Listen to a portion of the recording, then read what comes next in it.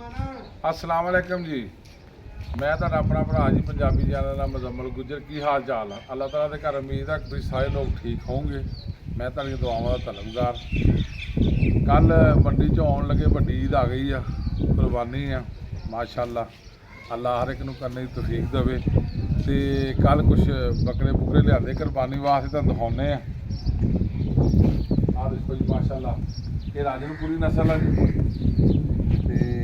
तो वो हैगा जी दोदा, बहुत सोहना बकरा जी माशाअल्लाह। इधर देखो जी माशाअल्लाह, अल्लाह पाक कबूल करे। वो भी दिखाओ जी।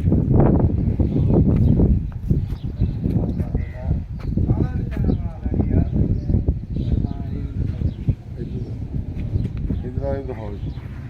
आ भी नवाबशाही नस्ल है। तो आ जोड़े है बहावलपुरी नस्ल के आ साडा डेरा जी। तुहानूं असीं डेरा भी दिखा दिंदे अपना। इत्थे असीं बकरे शकरे ते ये दिखा रहे हैं। हवा माशाअल्लाह सोहनी चलन रही है जी।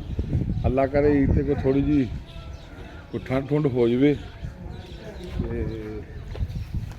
बस दुआवां याद रखियो जनाब। मेरे चैनल नूं लाइक जरूर करना, सबसक्राइब भी करना, बैल आइकॉन का बटन भी प्रेस करना, तो शेयर जरूर करना। दुआवां जरूर याद रखना जी।